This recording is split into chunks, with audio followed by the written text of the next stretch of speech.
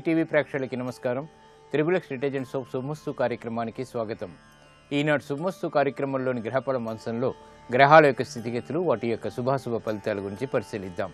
అలాగే రోజు 12 రాశుల వారికి ఏ సంఖ్యలు కలిసి వస్తాయి, రంగుల యొక్క ప్రాధాన్యత, ఏ దేవతల్ని పూజించాలి, ఎటువంటి దేవతాస్తుతులు పఠించాలి, ముఖ్యంగా ఈరోజు 12 రాశుల వారు చేపట్టవలసినటువంటి కార్యక్రమాలు ఏమిటో కూడా పరిశీలిద్దాం. ముందుగా నేటి పంచాంగ వివరాలు. శ్రీ జైనామ సంవత్సరం కార్తీక మాసం, దక్షిణాయనం, శరదృతువు. ఈరోజు కార్తీక బహుళ అష్టమి, పునఃప్రయత్నాలకి పనికి వస్తుంది. అలాగే వారం స్థిరవారం లేదా శనివారం. ఈ మఖా నక్షత్రంతో కూడినటువంటి శనివారం నాడు చేసేటువంటి ఆధ్యాత్మిక కార్యక్రమాలన్నీ కూడా ఉత్తమ జ్ఞానాన్ని కలిగిస్తాయి. అలాగే ఈరోజు నక్షత్రం మఖా నక్షత్రం. ఈ మఖా నక్షత్రంలో పుట్టేటువంటి వారికి 1, 3 పాదాల్లో పుట్టినట్టయితే దోషం, 2, 4 పాదాల్లో పుట్టినట్టయితే దోషం లేదు. దోష నివృత్తికై గణపతి హోమం బాగా ఉపకరిస్తుంది. ఇక ఈరోజు మఖా నక్షత్రంలో పుట్టేటువంటి వారికి కేతు మహాదశతోటి ప్రారంభమవుతుంది. ప్రస్తుతం కేతువు యొక్క స్థితి మీనక్షేత్ర స్థితి. తస్థానాధిపతి అయినటువంటి బృహస్పతి ఉచ్చస్థితిలో ఉండటం వల్ల ఈ కేతువు ఆకస్మిక విజయాలు కలిగించడంలో సమర్థత కలిగినటువంటి గ్రహం. ఇక గ్రహాల యొక్క స్థితిగతులను కనుక పరిశీలించినట్టయితే బృహస్పతి యొక్క ఉచ్చస్థితి, అలాగే శని యొక్క శత్రుక్షేత్రస్థితి, వృక్షక క్షేత్రస్థితి, అలాగే శుక్రుడు యొక్క వృచ్చిక క్షేత్రస్థితి, రవి యొక్క నీచస్థితి, బుధుడు యొక్క తులాక్షేత్రస్థితి, రాహు యొక్క కన్యాక్షేత్రస్థితి ఈరోజు ఉన్నటువంటి గ్రహస్థితి. ఈరోజు కార్తీక బహుళ అష్టమి సందర్భంగా 12 రాశుల వారు కూడా శివాలయాన్ని దర్శించడం, అలాగే విష్ణాలయాన్ని దర్శించడం ద్వారా శని ద్వారా ఏర్పడేటువంటి ఈతి బాధలు తొలగిపోతాయి. ముఖ్యంగా ఈ మఖా నక్షత్రంలో కూడినటువంటి శనివారం నాడు చేసేటువంటి ఈ ఆధ్యాత్మిక కార్యక్రమాలన్నీ కూడా ఉత్తమ జ్ఞానాన్ని కలిగించడంతో పాటు గ్రహాల యొక్క ప్రతికూల పరిస్థితులను కూడా దూరం చేస్తుంది. ఈరోజు చేపట్టేటువంటి ఉత్తమ దానాలు చక్కటి ఫలితాలని కలిగిస్తాయి. అలాగే గోపూజ కూడా చక్కటి ఫలితాలని కలిగిస్తుంది. ఇక ఈరోజు 12 రాశుల వారికి ఏర్పడేటువంటి శుభాశుభ ఫలితాలను పరిశీలిద్దాం. ముందుగా మేషరాశి. ఈరోజు మేషరాశి వారిని పరిశీలించినట్టయితే శారీరక శ్రమ అధికంగా ఉంటుంది. అధిక ఖర్చులు ఉక్కిరి బిక్కిరి చేస్తాయి. చేపట్టేటువంటి కార్యక్రమాలు జాప్యాలతో ముగుస్తాయి. వృత్తి, వ్యాపార, ఉద్యోగ సంబంధిత కార్యక్రమాల్లో కీలక బాధ్యతలు వహించాల్సినటువంటి ఆవశ్యకత ఉంటుంది. కార్యక్రమ నిర్వహణలో లోపాలు వెలుగులోకి వచ్చినప్పటికీ తిరిగి సద్దుమణుగుతాయి.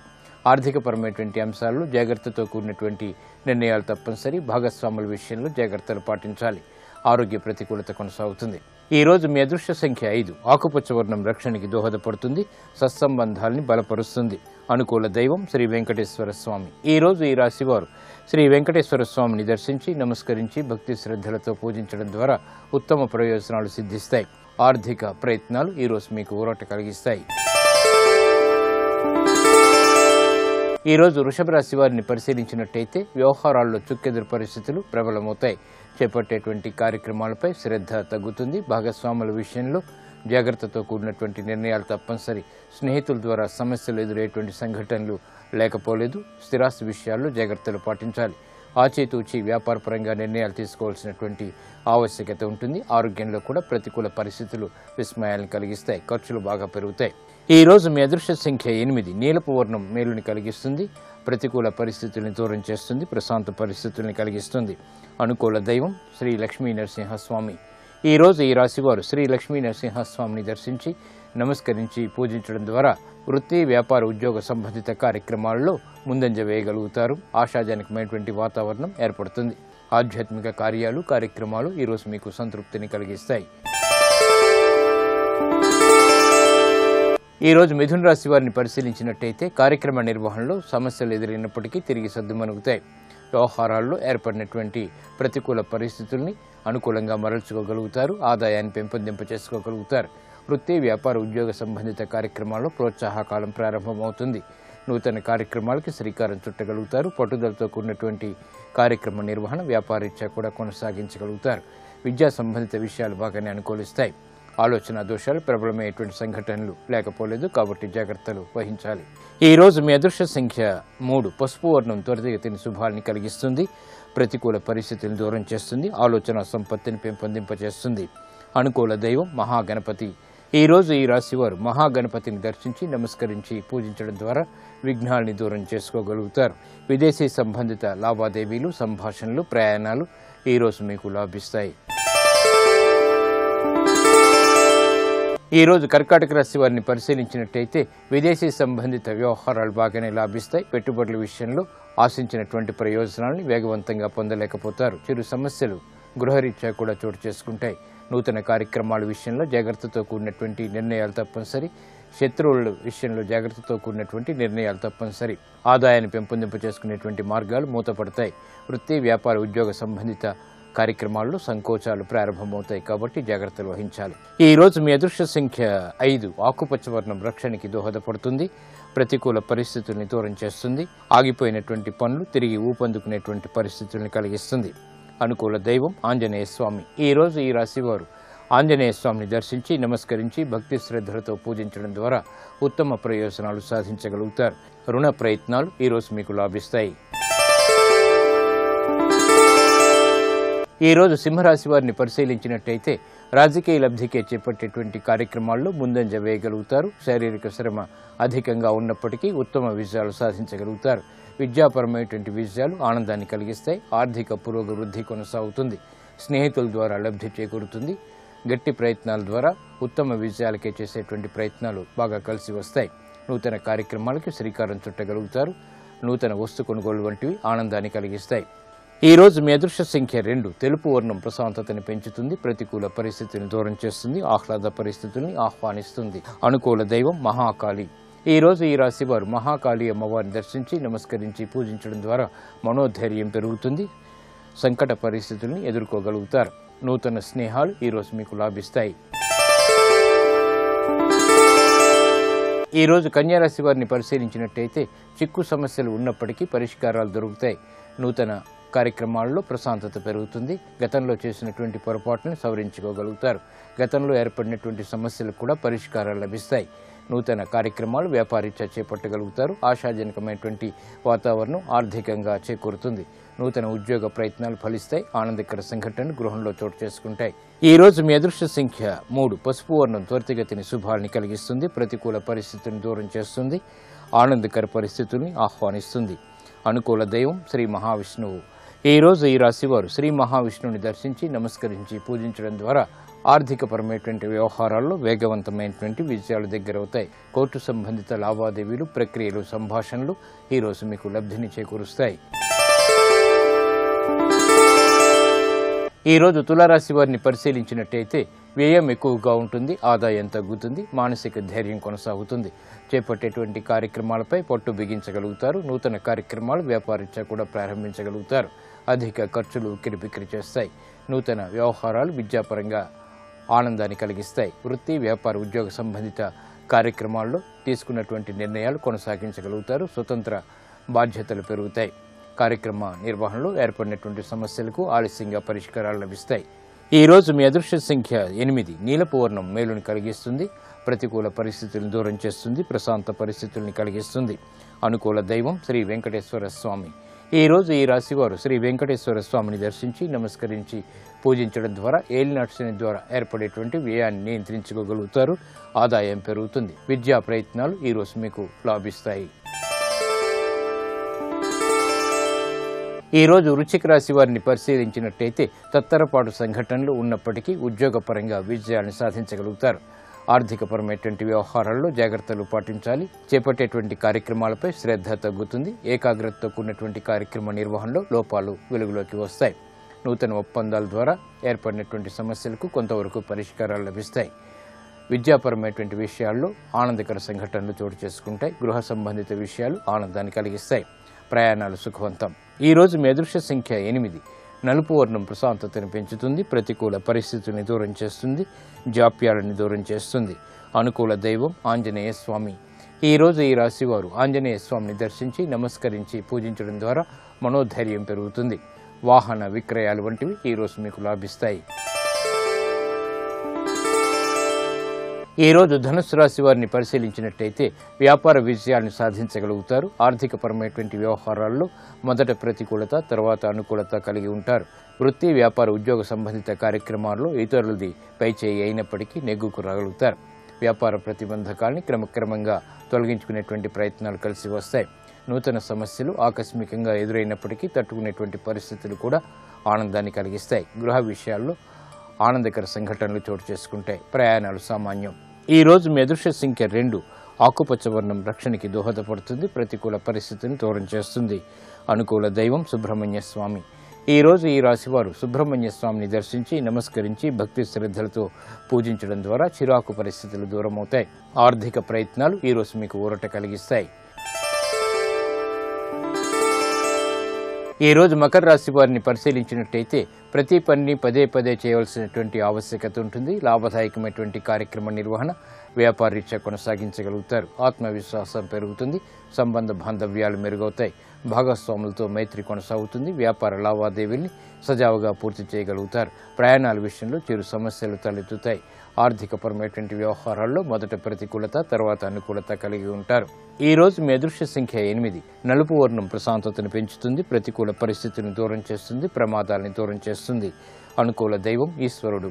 ఈ రోజు ఈ రాశివారు శివాలయాన్ని దర్శించి భక్తి శ్రద్ధలతో ఈశ్వరుని పూజించడం ద్వారా అష్టమ చంద్రుడి ద్వారా ఏర్పడేటువంటి ప్రతికూల పరిస్థితులు తగ్గుతాయి. ఆర్థిక లావాదేవీలు, సంభాషణలు ఈ రోజు మీకు లాభిస్తాయి. ఈ రోజు కుంభరాశి వారిని పరిశీలించినట్టయితే ఆహ్లాద పరిస్థితులు గృహంలో చోటు చేసుకుంటాయి. స్నేహితుల ద్వారా ఆశించినటువంటి ప్రయోజనాలు పొందగలుగుతారు.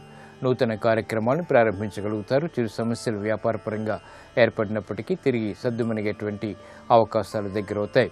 వృత్తి, వ్యాపార, ఉద్యోగ సంబంధిత కార్యక్రమాల్లో ఏర్పడినటువంటి సమస్యలకు పరిష్కారాలు లభిస్తాయి. కార్యక్రమ నిర్వహణలో ఏర్పడినటువంటి ప్రతిబంధకాలను తొలగించుకునేటువంటి ప్రయత్నాలు కూడా ముమ్మరం చేయగలుగుతారు. ఆశాజనకమైనటువంటి వాతావరణం ఆర్థికంగా కొనసాగుతుంది. ఈ రోజు మీ అదృష్ట సంఖ్య 4. నీలపు వర్ణం మేలును కలిగిస్తుంది, ప్రతికూల పరిస్థితులను దూరం చేస్తుంది. అనుకూల దైవం ఆంజనేయ స్వామి. ఈ రోజు ఈ రాశివారు ఆంజనేయ స్వామిని దర్శించి భక్తి శ్రద్ధలతో పూజించడం ద్వారా మనోధైర్యం పెరుగుతుంది. ఆరోగ్య పరీక్షలు ఈ రోజు మీకు మేలును కలిగిస్తాయి. ఈ రోజు మీనరాశి వారిని పరిశీలించినట్టయితే ప్రశాంత పరిస్థితులు అన్ని రంగాల వరకు దగ్గరవుతాయి. చేపట్టేటువంటి కార్యక్రమాలు ప్రోత్సాహం లభిస్తుంది. ఆర్థిక బలం పుంజుకునేటువంటి అవకాశాలు దగ్గరవుతాయి. నూతన కార్యక్రమాన్ని చకచకా పూర్తి చేయగలుగుతారు. ఆత్మవిశ్వాసం పెరుగుతుంది. వ్యవహారాల్లో ఏర్పడినటువంటి సమస్యలకు పరిష్కారాలు లభిస్తాయి. గృహ విషయాల్లో ఆనందకర సంఘటనలు పెరుగుతాయి. ప్రాధాన్యతను సంతరించుకునేటువంటి కార్యక్రమ నిర్వహణ కొనసాగించగలుగుతారు. ఆరోగ్యం పదిలం. ఈ రోజు మీ అదృష్ట సంఖ్య 5. ఆకుపచ్చ వర్ణం రక్షణకి దోహదపడుతుంది, ప్రతికూల పరిస్థితులను దూరం చేస్తుంది, ఆహ్లాద పరిస్థితుల్ని ఆహ్వానిస్తుంది. అనుకూల దైవం మహాగణపతి. ఈ రోజు ఈ రాశివారు మహాగణపతిని దర్శించి నమస్కరించి పూజించడం ద్వారా విఘ్నాలు దూరమవుతాయి, విజయాలు వేగవంతంగా దగ్గరవుతాయి. విదేశీ సంబంధిత లావాదేవీలు, సంభాషణలు, ప్రక్రియలు ఈ రోజు మీకు లాభిస్తాయి. ఇప్పుడు ఆరోగ్యం, ఆయుర్వేద వంశంలో అనారోగ్య సమస్యలకు ఆయుర్వేద పరిష్కార మార్గాలు తెలుసుకుంటారు. నమస్కారం. ఈనాటి శుభమస్తు కార్యక్రమంలో ఆరోగ్యం ఆయుర్వేదం శీర్షికన నిద్రలేమి సమస్యను తగ్గించుకోవడానికి ఆయుర్వేదంలో ఉండేటువంటి పరిష్కార మార్గాల గురించి తెలుసుకుందాం. మామూలుగా ఏంటంటే ప్రతి వాళ్ళకి కొంత పరిమాణంలో నిద్ర చాలా చాలా అవసరమైనటువంటిది. అయితే వయసును బట్టి అది ఆ నిద్ర ఎంత ఉండాలి అనేటువంటిది మారుతూ ఉంటుంది. అలాగే మనం చేసేటువంటి పనిని బట్టి కూడా ఎంత నిద్ర అవసరం అనేటువంటిది మారుతూ ఉంటుంది. ఎక్కువ శారీరక శ్రమ చేసే వాళ్ళకి నిద్ర అవసరం ఎక్కువగా ఉంటుంది. అలాగే వయసు చిన్నగా ఉన్నప్పుడు అంటే చిన్నపిల్లలకి నిద్ర ఎక్కువ అవసరం. మనకి వయసు పెరుగుతున్నంత కొద్దికి కూడా నిద్రపోయేటువంటి సమయం కొంత తగ్గినా కూడా పర్వాలేదు. అయితే మామూలుగా మధ్య వయసులో అంటే 12 సంవత్సరాల వయసు నుంచి దాదాపుగా ఒక 50 సంవత్సరాల మధ్య వయసులో దాదాపుగా 7 నుంచి 8 గంటల పాటు నిద్ర ఉండటం అనేటువంటిది ఆరోగ్యానికి అవసరం. అయితే సామాన్యంగా ఈ నిద్ర పట్టకపోవడం అనేటువంటి సమస్య ప్రకృతి రీత్యా చూసినట్టయితే కనుక వాత ప్రకృతి వాళ్ళల్లో ఎక్కువగా ఉంటుంది అన్నమాట. వాళ్ళకి తొందరగా నిద్ర పట్టదు. ఏదైనా పట్టినా సరే కొంచెం కొంచెానికి మెలకు వచ్చేస్తూ ఉంటుంది. అటువంటి అంటే వాత ప్రకృతి ఉన్నటువంటి వాళ్ళు కొన్ని జాగ్రత్తలు తీసుకున్నట్టయితే కనుక నిద్ర బాగా పట్టడానికి అవకాశం ఉంటుంది. అలాగే మానసిక ఒత్తిడి ఉన్నటువంటి వాళ్ళలో కూడా నిద్ర బాగా పట్టదు. అటువంటి సమస్య ఉన్నప్పుడు దాన్ని తగ్గించుకోవడానికి ఆయుర్వేద ఔషధాలు బాగా సహాయపడతాయి. అటువంటి ఒక ఔషధాన్ని ఇప్పుడు తయారు చేసుకోవచ్చు. దాన్ని తయారు చేసుకోవడానికి మనకి మొత్తం 3 మూలికలు కావాలి. అందులో మొట్టమొదటి మూలిక ఏంటంటే ఉసిరికాయలు. ఈ ఉసిరి ఒక చక్కటి రసాయనం. ఈ రసాయనం అంటే అంతకుముందు కూడా మనం తెలుసుకుంటూ ఉన్నాం. ఎప్పుడు కూడా ఈ రసాయనాలు ఎప్పుడు కూడా శరీరంలో ప్రతి అవయవము అది ఎలా పనిచేయాలో అది పనిచేసేలాగా సహాయపడేటువంటివి. అలాగే ఈ ఉసిరిలో కూడా ఏంటంటే మన శరీరానికి అవసరమైనటువంటి అన్ని రకాల ఆహారపు విలువలు ఉండటం వల్ల ఇది మన మెదడును చక్కగా పనిచేసేలాగా చేసి నిద్ర పట్టడానికి తోడ్పడుతుంది. ఉసిరిని నీడలో ఎండబెట్టేసి ఆ పెచ్చులను చూర్ణంలాగా చేసుకోవాలి. ఈ ఉసిరి చూర్ణాన్ని 50 గ్రాముల పరిమాణంలో తీసుకోండి. తర్వాత మనం తీసుకోబోయేటువంటిది బ్రాహ్మి. ఈ బ్రాహ్మి అనేటువంటి మూలిక మెదడును చాలా ప్రశాంతంగా ఉండేలాగా చేసి నిద్ర పట్టడానికి తోడ్పడుతుంది. అంటే ఇది ఒక మేధ్య రసాయనం అంటాం. మెదడు మీద ఎటువంటి సైడ్ ఎఫెక్ట్లు లేకుండా, అంటే ఏదో స్లీపింగ్ మాత్రలు వేసుకుంటే వచ్చేటువంటి సైడ్ ఎఫెక్ట్లు అవి లేకుండా మెదడు హాయిగా ఉండేలాగా, దాంతోపాటు నిద్ర పట్టేలాగా చేసేటువంటి గుణం బ్రాహ్మీలో ఉంటుంది. బ్రాహ్మీ కూడా తీగ మొత్తాన్ని మనం ఔషధంగా వాడుకోవచ్చు. ఈ తీగ మొత్తాన్ని తీసుకుని నీడలో ఎండబెట్టేసి దాన్ని చూర్ణంలాగా చేసుకోవాలి. ఈ బ్రాహ్మీ చూర్ణాన్ని కూడా ఇందాక మనం ఉసిరి చూర్ణం ఎంత తీసుకున్నామో అంతే, అంటే 50 గ్రాముల పరిమాణంలోనే తీసుకోండి.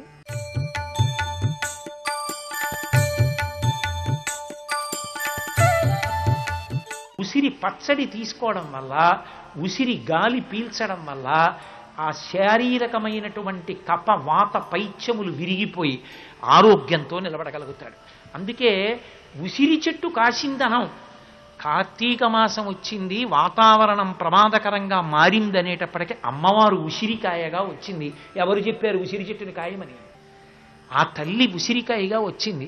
అందుకే ఉసిరి చెట్టుకి పూజ చేయడం, ఉసిరి కొమ్మకి పూజ చేయడం అన్నది అంత ప్రధానమైంది.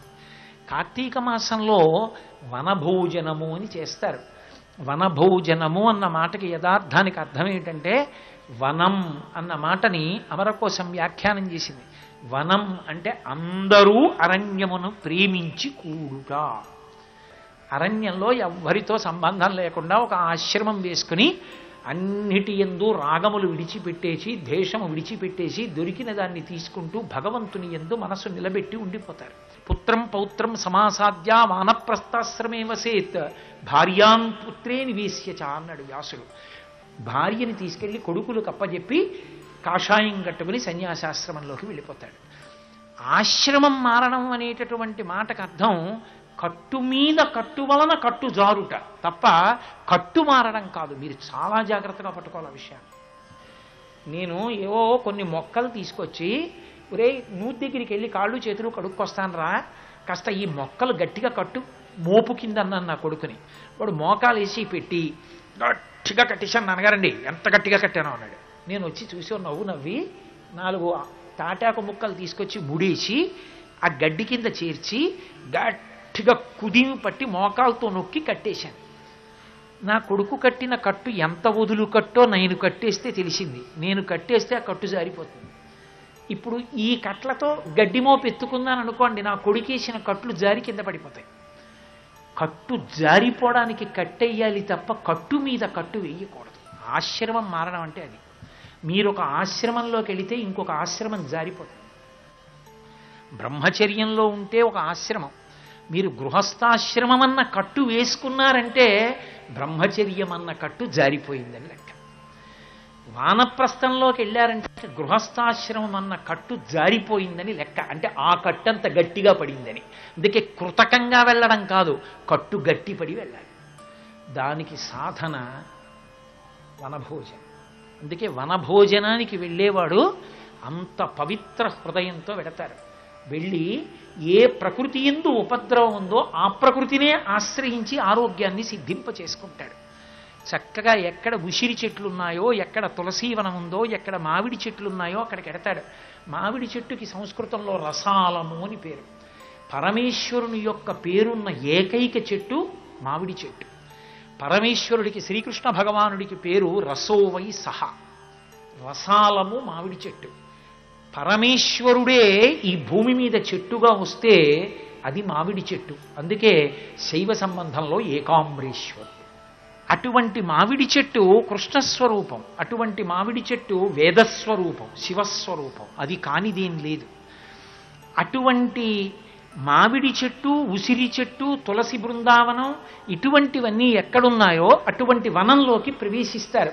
ప్రవేశించిన దగ్గర నుంచి కూడా లౌకికమైనటువంటి కోరికలతో వెళ్ళమని కాదు, అక్కడికి వెళ్ళినప్పుడు మనసు అత్యంత పవిత్రం చేసుకుని అరమరికలు లేకుండా అంతటా బ్రహ్మమును దర్శిస్తూ వెడతారు.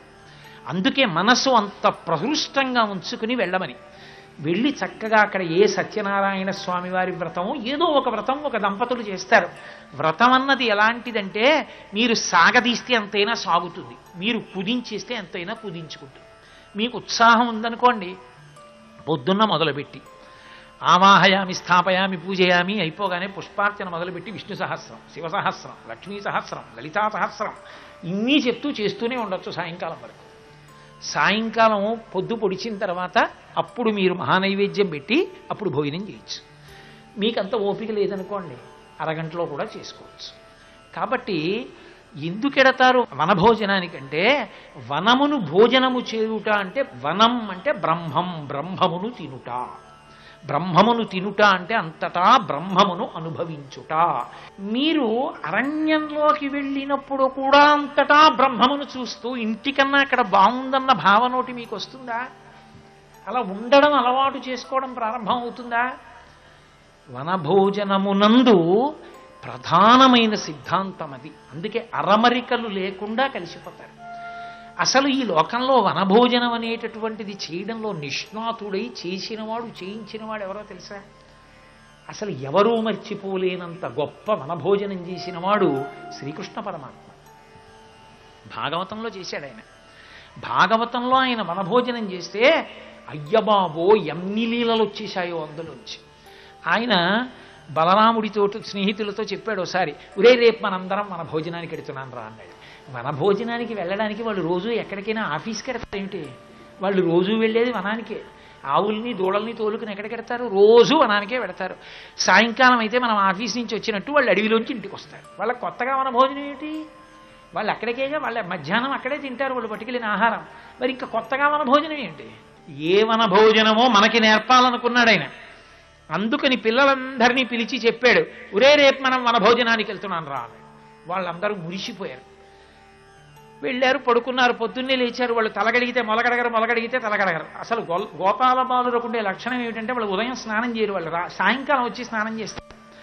అందుకని వాళ్ళు ఎప్పుడు తిన్నా చద్దన్నమే తింటారు. తర్వాణి అన్నం, ముందు రోజు నిలవబెట్టిన అన్నం ఇవే మూట కడతారు. చద్దన్నంలో తినడానికి అత్యంత యోగ్యమైన ప్రధానం ఏమిటంటే ఊరగాయ. ఊరగాయ అంటే నిలవ ఉన్న పదార్థం. అది ఉప్పు, కారం, నూనె బాగా దట్టించి రజోగుణ సంబంధంగా ఉంటుంది.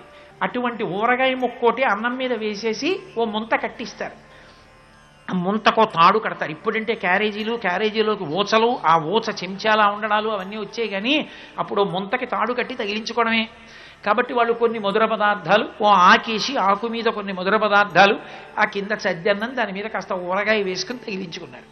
తగిలించుకుని కృష్ణ కృష్ణ వనభోజనం చేద్దాం అన్నావు కదా, పద అన్నాడు. పొద్దున్న నిద్ర లేపాడు ఆయన వాళ్ళందరినీ. ఎలాగో తెలుసా? అందరికన్నా ముందు తను లేచి కొమ్ము బూర ఊదాడు అందరిళ్ళకి వెళ్ళి. ఆ కృష్ణుడు ఊతున్నాడు కొమ్ము బూర, వనభోజనానికి వెళ్ళాలి. లేచారు, అందరూ బయలుదేరారు. రోజు వెళ్ళిన చోటికే. ఎంత సంతోషంగా వెళ్ళారో చెప్పారు వ్యాసుల వారు, పోతన గారు. అది వనభోజనానికి వెళ్ళడం అంటే. అప్పుడు కూడా దిక్కుమాలిన కారులో వెళ్ళి, ఆ రోజు కూడా భోజనం వేళటికి 1 గంటకో ఎప్పుడో వెళ్ళిపోయి, అప్పుడు కూడా భోజనంలో మళ్ళీ విఐపి సర్కిల్ అని ఒకటి పెట్టుకుని అందులోకి వెళ్ళి తొందరగా భోజనం చేసేయడం కాదు. వనభోజనం అంటే అందరితో కూడి సంతోషముగా వనమునందు విహరించి చేసి బ్రహ్మమును తినుట. అందుకని వాళ్ళు ఎంత సంతోషంగా వెళ్ళారో చెప్పారు పోతన గారు. కోయిల కూసింది, వాళ్ళు మళ్ళీ కూశారు. పైన పక్షులు ఎగురుతూ వెళ్ళిపోతున్నాయి, కింద నీడను పట్టుకుని వాళ్ళు పరిగెత్తారు. కొంతమంది గోతుల్లో దాక్కు నరిచారు, వాళ్ళు ఎక్కడున్నారో వెతికి మిగిలిన వాళ్ళు పట్టుకున్నారు. కొన్ని చోట్ల నెమళ్ళు నాట్యం చేస్తున్నాయి, దాన్ని చూస్తూ కొందరు నాట్యం చేస్తున్నారు. ఒక చోట కొంగ ఒంటికాలు మీద నిలబడింది, వీళ్ళు ఒంటికాలు మీద నిలబడ్డారు. ఎవరు ఏది చేస్తున్నా వాళ్ళందరూ మాత్రం కృష్ణ కృష్ణ చూసావా మేము ఎలా ఉన్నావా అని కృష్ణుణ్ణి చూస్తారు. వాళ్ళు చేస్తూ ఉంటారు, కృష్ణుణ్ణి చూస్తూ ఉంటారు, కృష్ణుణ్ణి చూసి ఆనందపడిపోతారు. ఇంత సంతోషంగా వాళ్ళందరూ వెళ్ళారు. ఎక్కడికి వెళ్ళారు? వాళ్ళు అఘాసురుడి నోట్లోకి వెళ్ళిపోయారు. అఘాసురుడు అంటే తెలుగులో పోతన గారు యథాతథంగా దాన్ని పాపపు రక్కసుడు అని పిలిచారు. ఎంత అందంగా పిలిచారు. వాళ్ళు వెళ్ళిపోతుంటే ఆ అఘాసురుడు అన్నవాడు అన్నాడు, జపిరము లేక ఇప్పుడు గ్రేపుల గోపాలసుతుల కృష్ణుని తోడని గీపెట్టగ మింగెదనని పాపపు రక్కసుడు త్రోవ పడి ఉండే నృప. ఆ పాపపు రక్కసుడు పడుకున్నాడు. పాపం ఎప్పుడెప్పుడు మనని గ్రసిద్దామా అని చూస్తుంది, మనతో పాపం చేయించి. పాపం చేయడం అంటే ఏమిటండి? ఈశ్వరుడు ఏదొద్దన్నాడో అది చేయడం. ఈశ్వరుడు ఏది చేయమన్నాడో అది చేయడం తేలిక, ఈశ్వరుడు ఏదొద్దన్నాడో అది చేయకుండా ఉండడం చాలా కష్టం. సర్వం శ్రీ ఉమామహేశ్వర పరబ్రహ్మార్పణమస్తు. స్వస్తి. అందరూ కృష్ణుణ్ణి చూస్తున్నారు. ఆయన పరబ్రహ్మము రాశీభూతమై గోపాలబాలుడిగా తిరుగుతోంది. చూడదు అక్కడ బృందావనంలో, అరణ్యంలో మధ్యలో నిలబడి గోపాలబాలులతో చలిదన్నం తింటోందయా. అంత వశమైంది అక్కడ. ఎంత సులభుడైపోయాడు చూడ సన్నివేశం అన్నారు.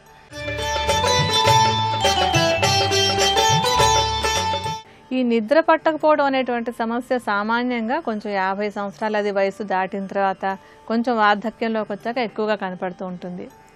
అయితే ఏంటంటే ఈ నిద్ర పట్టకపోవడం కంటే కూడా నిద్ర పట్టడం లేదు అనేటువంటి ఆలోచన ఎక్కువ సమస్యగా ఉంటూ ఉంటుంది. పదే పదే అదే ఆలోచించుకుంటూ ఇది నాకు ప్రాబ్లంగా ఉందేమో అనుకోవడం వల్ల ఈ సమస్య ఇంకా ఎక్కువ అవుతూ ఉంటుంది. అందుకని ఆ ఆలోచనను తగ్గించేసుకుని ఏం చేయాలంటే రాత్రి పక్క మీద పడుకున్నాక ఇంకా ఎటువంటి ఆలోచనలు రాకుండా ఉంచుకుని కేవలం శ్వాస మీద ధ్యాస పెట్టుకునేందుకు ప్రయత్నం చేయాలి. అంటే ఊపిరి నెమ్మదిగా తీసుకుంటూ వదులుతూ అది ఏ విధంగా లోపలికి తీసుకుంటున్నా ఏ విధంగా బయటకు వస్తుంది అనేటువంటి దాని మీద మాత్రమే దృష్టి కేంద్రీకరించినట్టయితే మనసు నెమ్మదిగా ప్రశాంతమై నిద్ర పట్టడానికి అవకాశం ఉంటుంది. అలాగే మనం ఈ సమస్యను తగ్గించుకోవడానికి ఒక ఔషధం తయారు చేసుకుంటూ 2 మూలికల గురించి ఇందాక తెలుసుకున్నాం. అందులో వేసుకునేటువంటి ఆఖరి మూలిక ఏంటంటే వసకొమ్ము. ఈ వసకొమ్ముని సంస్కృతంలో చెప్పేటప్పుడు వచ అంటారు. ఈ వసకొమ్ము ఏంటంటే మెదడుకి ఒక చక్కటి టానిక్ లాగా ఉపయోగపడుతుంది. ఆ టానిక్ లాగా ఉపయోగపడడం ఏంటంటే మెదడు ఏం చేయాలో అది చేసేలాగా, చెయ్యక్కర్లేని పనిలోకి ఈ ధోరణిలోకి వెళ్లకుండా ఉండేలాగా వసకొమ్ము తోడ్పడుతుంది అన్నమాట. ఈ వసకొమ్మును కూడా చూర్ణంలాగా చేసేసుకోవాలి. ఈ చూర్ణాన్ని కూడా 50 గ్రాముల పరిమాణంలోనే తీసుకోవాలి.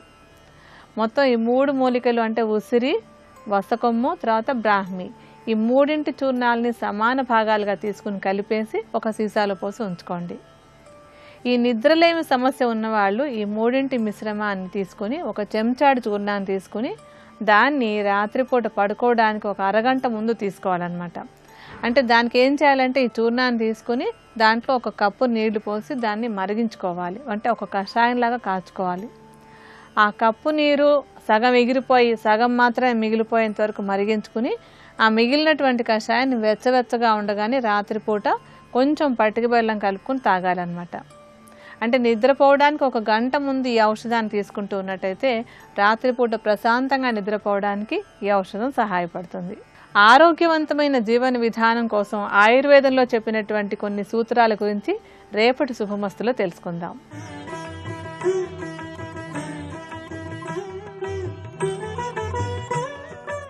త్రిబులెక్స్ డిటర్జెంట్ సోప్ శుభమస్తు కార్యక్రమంలో శుభయోగం శీర్షికకి స్వాగతం.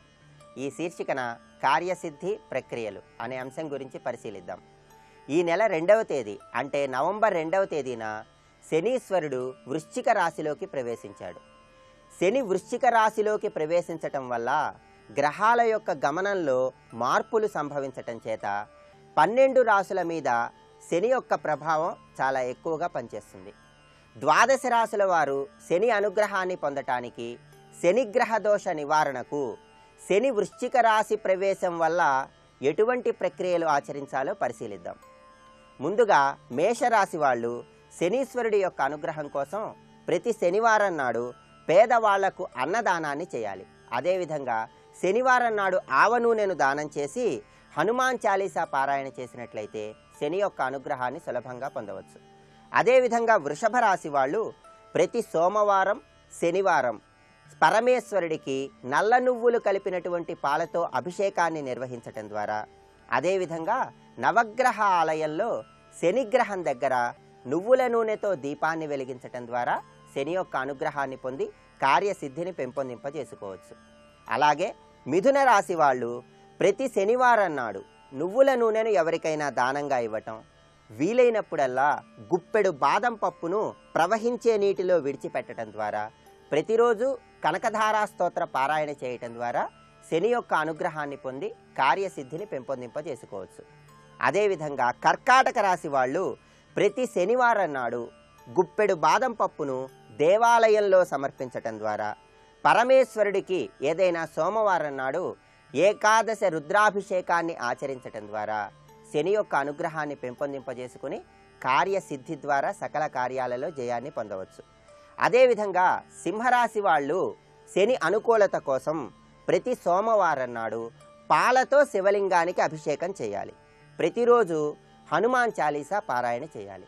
అలాగే కన్యారాశి వాళ్ళు ప్రతిరోజు వీలైనన్నిసార్లు ఓం నమ శివాయ అనేటటువంటి మంత్రాన్ని జపించుకోవటం ద్వారా, వీధిలో ఉన్నటువంటి కుక్కలకు రొట్టె ముక్కలు ఆహారంగా వేయటం ద్వారా శని యొక్క అనుగ్రహాన్ని పొంది కార్యసిద్ధిని పెంపొందింపజేసుకోవచ్చు. అదేవిధంగా తులారాశి వాళ్ళు శని అనుగ్రహానికి వెంకటేశ్వర స్వామి వారిని తులసి దళాలతో అర్చించటం, వెంకటేశ్వర స్వామి వారి చిత్రపటం ముందు ప్రతి శనివారం నాడు ఆవు నెయ్యితో దీపాన్ని వెలిగించి ఓం నమో వెంకటేశాయ అనేటటువంటి మంత్రాన్ని 21 సార్లు జపించుకోవటం ద్వారా శని యొక్క అనుగ్రహాన్ని పొందవచ్చు. అదేవిధంగా వృశ్చిక రాశి వాళ్ళు ప్రతి శనివారం నాడు కోతులకు అరటి పండ్లను ఆహారంగా వేయటం, దశరథ కృత శని స్తోత్రాన్ని శనివారం నాడు పారాయణ చేయటం ద్వారా శని యొక్క అనుగ్రహాన్ని పొంది చక్కటి సత్ఫలితాలను సాధించవచ్చు. అదేవిధంగా ధనుస్సు రాశి వాళ్ళు ఎవరైనా సరే ప్రతి శనివారం నాడు చీమలకు బియ్యపు పిండిని ఆహారంగా వేయటం, శుక్రవారం నాడు సంధ్యా సమయంలో మహాలక్ష్మీదేవిని పూజించటం, ప్రతిరోజు ఓం నమో భగవతే విష్ణవే అనేటటువంటి మంత్రాన్ని జపించటం ద్వారా శని యొక్క అనుగ్రహాన్ని పొంది కార్యసిద్ధిని పెంపొందింపజేసుకోవచ్చు. అలాగే శని అనుగ్రహానికి మకర రాశి వాళ్ళు మంగళవారం నాడు హనుమంతుడికి తమలపాకుల మాలను సమర్పించటం, శ్రీ మహావిష్ణువుని శనివారం పూజిస్తూ శ్రీరామ జయ రామ జయ జయ రామ అనేటటువంటి నామాన్ని వీలైనన్ని సార్లు స్మరించుకోవటం ద్వారా కార్యసిద్ధిని పెంపొందింపజేసుకోవచ్చు. అదేవిధంగా కుంభరాశి వాళ్ళు ప్రతి శనివారం సాయంత్రం శనీశ్వరుడి యొక్క అనుగ్రహానికి గృహంలో పశ్చిమ దిక్కులో ఆవ నూనెతో దీపాన్ని వెలిగించటం, శనివారం నాడు పేదలకు అన్నదానం చేయటం, పార్వతీదేవిని శనివారం నాడు ఆరాధన చేయటం ద్వారా శని యొక్క అనుగ్రహాన్ని పొంది కార్యసిద్ధిని పెంపొందింపజేసుకోవచ్చు. అదేవిధంగా మీనరాశి వాళ్ళు ప్రతి శనివారం నాడు నుదుటన చందనాన్ని ధరించి పేదలకు తీపి వస్తువులను దానంగా ఇవ్వటం, వీలైనప్పుడల్లా సుందరాకాండ పారాయణ చేయటం ద్వారా శని యొక్క పరిపూర్ణమైన అనుగ్రహాన్ని పొందవచ్చు. శని వృశ్చిక రాశిలోకి ప్రవేశించటం వల్ల ద్వాదశ రాశుల వారు ఉద్యోగ వ్యాపారాలలో, ఆర్థిక వ్యవహారాలలో, విదేశీయానానికై చేసే సర్వ ప్రయత్నాలలో చక్కటి పురోభివృద్ధిని సాధించటానికి ఈ ప్రక్రియలను ఆచరించినట్లయితే అనుకూల ఫలితాలను పొందవచ్చు. ఇంకా కార్యసిద్ధికి సంబంధించిన మరిన్ని ప్రక్రియలను గురించి వచ్చే శనివారం శుభమస్తు కార్యక్రమంలో శుభయోగం శీర్షికను తెలుసుకుందాం.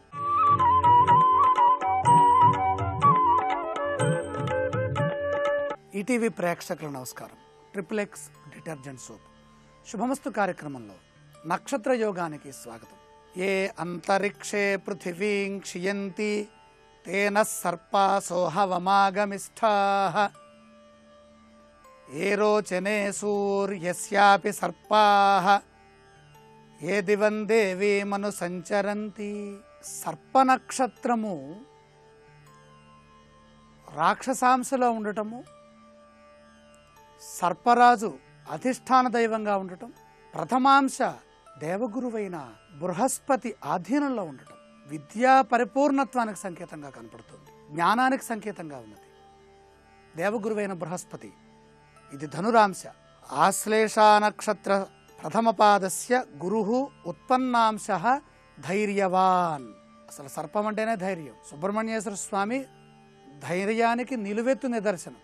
భగవంతుడైనటువంటి సుబ్రహ్మణ్యేశ్వర స్వామి వారి ఆరాధన, శివారాధన, వైష్ణవారాధన, అనంతుడితో ఉన్నటువంటి విష్ణుమూర్తిని ఆరాధించిన, వాసుకి సహితుడైనటువంటి రుద్రుణ్ణి ఆరాధించిన, సాక్షాత్ వల్లీదేవసేన సహితుడైన సుబ్రహ్మణ్యేశ్వర స్వామి వారిని ఆరాధించిన విశేషమైన విద్యాయోగం అబ్బుతుంది.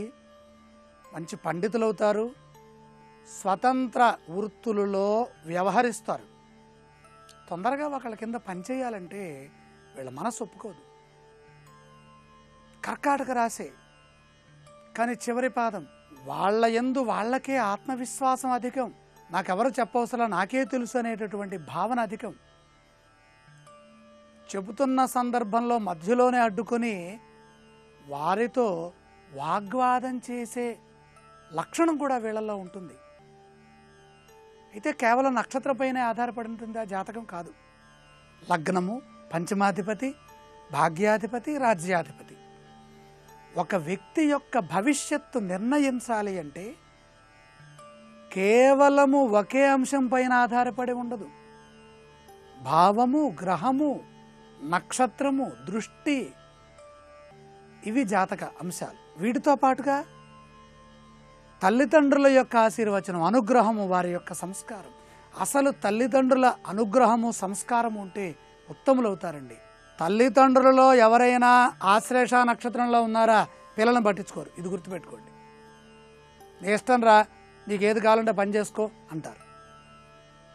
నీ ఇష్టం అమ్మా, నీ స్వేచ్ఛ నీకు వదిలిపెడుతున్నాను అని అంటారు.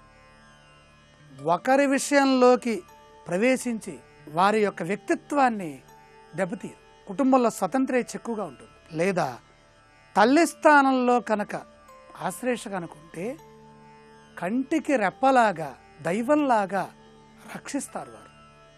నాగమాత రక్షిస్తోంది, నాగేంద్రుడు కాపాడుతున్నాడు, సర్పరాజులు, సర్పములు లోకాన్ని కాపాడుతున్నాయి. మాతృవత్, ఆ మాతృగుణము విశేషంగా ఉంటుంది తల్లిలో. స్త్రీలుగా జన్మించినట్లయితే పురుషులు, స్త్రీలు ఆశ్లేష చాలా మంచిది. అయితే వివాహ విషయంలో అత్తగారి గండం అంటారు, దానికి శాంతులు చేస్తే పోతాయి, భయపడాల్సిన పని లేదు. ఆశ్లేషలో పురుషుడిగా జన్మించామా, అందులో మొదటి పాదంలో కనుక జన్మించామా, అత్యున్నతమైన ఉత్తమమైన ఫలితాలు అందుతాయి. ఎటువంటి ఫలితాలు అందుతాయి? బృహస్పతి యొక్క అంశ. నక్షత్ర దశానాథుడు బుధుడు. కొంచెం బద్ధకం ఉన్నా చదవరు, కానీ వీరు ఏది చదువుతారో, ఏది గుర్తుపెట్టుకుంటారో, ఏది రాసి వస్తారో అదే గొప్ప జ్ఞానంగా మారుతుంది. వీళ్ళకి ఊహాశక్తి, ఊహాపటిమ, యోచనాశక్తి ఇవన్నీ అధికంగా ఉంటాయి. ఈ మొదటి పాదపు యొక్క లక్షణాలు, స్వభావం, వారి భవిష్యత్ ఎలా ఉంటుందో రేపటి శుభమస్తు కార్యక్రమంలో తెలుసుకుందాం. ఇప్పుడు ఆరోగ్యము యోగా అనే శీర్షికన అనారోగ్య సమస్యల నివారణకే ఉపకరించే కొన్ని యోగాసనాలని పరిశీలన చేద్దాం. మూత్రం జారీ అయ్యే సమయంలో మంట నివారణ కోసం ఏకపాద శలభాసనం. మూత్రంలో జారీ అయ్యేటప్పుడు మంట, బాధ నివారణ కోసం ఏకపాద శలభాసనం ఉపకరిస్తుంది. మూత్రపిండాలలో రాళ్లు ఏర్పడడం వల్ల, మూత్రనాళంలో ఇన్ఫెక్షన్ వల్ల మూత్రం జారీ అయ్యేటప్పుడు విపరీతమైన నొప్పి, మంట ఏర్పడతాయి. ఈ సమస్య నుంచి బయటపడటానికి ఏకపాద శలభాసనం ఉపకరిస్తుంది. బోర్లా పడుకుని కుడి చేతిని కుడి పక్కకు, ఎడమ చేతిని ఎడమ పక్కకు ఉంచాలి. ఓ కాలుని పైకెత్తి మరో కాలుని దానికి ఆలంబనగా ఉంచాలి. పైకెత్తిన కాలి తొడపై ఆ కాలును ముడిచి ఉంచాలి. ఈ ఆసన సాధన వల్ల మూత్రపిండాలు, మూత్రనాళ వ్యవస్థ పటిష్టమవుతాయి.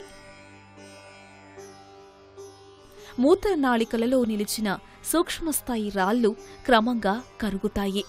తద్వారా మూత్రం జారీ అయ్యే తరుణంలో బాధ నివారణ చెందుతుంది.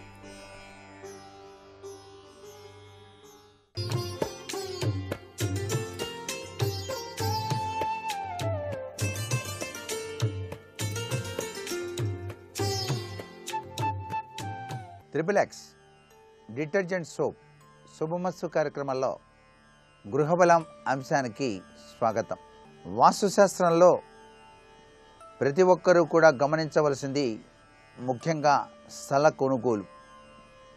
ఇటీవల కాలంలో అనేక రకాలైనటువంటి స్థలాలు అమ్మకానికి చాలా చక్కగా ప్రస్తుత పరిస్థితుల్లో డిమాండ్గా కూడా ఉన్నాయి. ఈ స్థలాలు కొనుగోలు చేసేటప్పుడు వాస్తు పరిజ్ఞానం కొనుగోలు చేసేవారికి కొంతైనా ఉండటం చాలా మంచిది. నూతన గృహ నిర్మాణానికి ముందే శాస్త్రాన్ని అనుభవపూర్వకంగా ఎదిగిన వారిని సంప్రదించి స్థల నిర్ణయం చేసుకోవటం సకల శుభాలకు కూడా మూలదాయకమవుతుంది. చతురస్రాకారంగానో లేక సమకోణ దీర్ఘ చతురస్రాకారంగానో ఉన్న స్థలాన్ని ఎన్నుకోవటం సర్వదా శ్రేయోదాయకం అనేటువంటి విషయాన్ని గుర్తెరగాలి. అయితే దీర్ఘ చతురస్రాకార స్థలం 1:2 నిష్పత్తిలో ఉంటే చాలా మంచిది. మీ గృహానికి కానీ స్థలానికి కానీ తూర్పుగా ఉత్తరంగా ఉన్నటువంటి స్థలాన్ని మాత్రమే కొనేందుకు సిద్ధపడటం చాలా మంచిది. ఈశాన్య దిశగా ఉన్నటువంటి స్థలాన్ని కొనేందుకు ఎంతైనా సరే ఖర్చు పెట్టేందుకు వెనుకంజ వేయకండి అని చెప్పేసి వాస్తుశాస్త్రం తెలియజేస్తోంది. మీ స్థలం ఎత్తుపల్లాల యొక్క ప్రభావం మీ జీవితాలపై ప్రతిబింబిస్తుంది అనేటువంటి విషయాన్ని కూడా గుర్తుపెట్టుకోవాలి. తూర్పు ఉత్తరం దిశలకు పల్లంగా ఉన్న స్థలం మీ మీద వరాల వర్షాల్ని కురిపిస్తుంది అనేటువంటి ముఖ్య విషయాన్ని గుర్తిరగండి. మీ స్థలానికి పడమర దక్షిణాలు మిర్రుగా ఉంటే మీ బ్రతుకు బంగారుమయమై తీరుతుంది అని చెప్పేసి వాస్తుశాస్త్రం తెలియజేస్తోంది. అలాగే అలాంటి స్థలంలో నివాసం ఉండేటువంటి వాళ్ళు సునాయాసంగా గొప్ప పనులు చేసి సాధిస్తారు అని కూడా శాస్త్రం. సాధ్యమైనంత అధిక విస్తీర్ణత గల స్థలాన్ని ఎన్నుకోవటం సర్వవిధాలా కూడా శ్రేయోదాయకం. ఎందువలనంటే పెద్ద స్థలంలో మీకు కావలసినన్ని గదులు నిర్మాణం చేసుకోవటానికి అనుకూలంగా ఉంటుంది. తిన్నగా వంపులు లేక ఉత్తరంగా తూర్పుగా వెళ్ళే రోడ్లున్న స్థలాన్ని ఎన్నుకోవటం చాలా మంచిది. ఆ రోడ్లు మీ సుఖవంతమైనటువంటి జీవిత నావకు బలమైన తెడ్లు వంటివి అని చెప్పేసి కూడా గుర్తుపెట్టుకోవాలి. స్థలం దిక్సూచిని అనుసరించి ఉన్నప్పుడు నిర్మించబోయేటువంటి గృహం కూడా దిక్సూచిని అనుసరించి ఉంటుంది. అలా లేని స్థలాన్ని దిక్సూచికి సరిచేసేందుకు ప్రయత్నిస్తే ఆ గృహంలో ఉన్నటువంటి అన్ని దిశలు అంటే ఆగ్నేయం, నైరుతి, వాయవ్యం, ఈశాన్యాలు పెరిగి దిక్మూఢము అనేటువంటిది ఏర్పడుతుంది. కాబట్టి దిక్సూచికి అనుగుణంగా ఉన్నటువంటి స్థలాన్నే కొనుగోలు చేయండి. అలా లేకపోయినట్లయితే దిక్మూఢము అనేటువంటి స్థితి ఏర్పడుతుంది. కనుక స్థలం దిక్సూచికి కలవకపోతే ఆ స్థలాన్ని ఆనుకుని ఉన్నటువంటి రోడ్డును, పక్కన ఉన్నటువంటి ఇల్లును అనుసరించే గృహాన్ని నిర్మించుకోవాల్సిన పరిస్థితి ఏర్పడుతుంది. దిక్సూచికి సమాంతరంగాను నిలువుగాను రోడ్లు ఉన్నటువంటి స్థలాన్ని ఎన్నుకోండి. ఈశాన్యం పెంచుకుంటూ పోయిన వీధి మీ వీధినికి కూడా ఈశాన్యం పెంచుకుంటూ పోయినటువంటి వీధి ఉందే, ఆ వీధి మీ యొక్క అదృష్టానికి నాంది పలుకుతుంది అని చెప్పేసి చెప్పవచ్చు. అది మీ బతుకులకు బంగారు బాట అయి తీరుతుంది సుమా అనేటువంటి ఉద్దేశం కూడా ఇక్కడ బాగా గుర్తుపెట్టుకోవాలి. వాస్తుశాస్త్రరీత్యా మీ ప్లాటుకు పశ్చిమ దక్షిణ దిశగా ప్లాట్లు ఎంత ఉన్నతంగా ఉంటాయో మీ జీవనం కూడా అంత అభ్యున్నతిని పొంది తీరుతుంది అనేటువంటి విషయం కూడా గుర్తుపెట్టుకోవాలి. మీరు ఒక స్థలాన్ని కొనుగోలు చేసినప్పుడు ఆ స్థలానికి దక్షిణం పడమర వైపు ఎత్తైనటువంటి గృహాలు గనక ఉన్నట్లయితే మీకు అదృష్టం పట్టినట్టే. త్రిభుజాకృతిగా ఉన్నటువంటి స్థలాన్ని ఎటువంటి పరిస్థితుల్లోనూ కూడా కొనుగోలు చేయకూడదు. మరికొన్ని ముఖ్య విషయాలు సోమవారం నాటి శుభమస్తు కార్యక్రమంలో తెలుసుకుందాం. ఇప్పుడు ఆరోగ్యం యోగా అనే శీర్షికన అనారోగ్య నివారణకు ఉపకరించే యోగాసనాలు ఏమిటో చూద్దాం. మూత్రం జారీ అయ్యే సమయంలో మంట నివారణకు ప్రణామ సర్వాంగాసనం కూడా ఉపయోగపడుతుంది. త్రాగునీటిలో ఫ్లోరైడ్, కాల్షియం వంటి మూలకాలు అధికంగా ఉండటం వల్ల మూత్రపిండాలలో ఆ రసాయనాలు రాళ్లుగా ఏర్పడతాయి. ఈ సూక్ష్మస్థాయి రాళ్లు మూత్ర నాళికల్లోకి రావటం వల్ల మూత్రం జారీ అయ్యే సమయంలో మంట, బాధ ఏర్పడతాయి. ఈ సమస్య నివారణకు ప్రణామ సర్వాంగాసనం ఉపకరిస్తుంది. నేలపై వెల్లకిలా పడుకొని 2 కాళ్ళు ఎత్తాలి. వీపు భాగంపై 2 చేతుల్ని పెట్టి ప్రణామం చెయ్యాలి. ఈ ప్రణామ ముద్ర సరిగ్గా తల వెనుక చెయ్యాలి. ఈ ఆసన సాధన వల్ల క్రమంగా మూత్రపిండాల సమస్యలు, మూత్రనాళ సమస్యలు, మూత్రనాళికా వ్యవస్థలో ఇన్ఫెక్షన్లు నివారణ చెందుతాయి.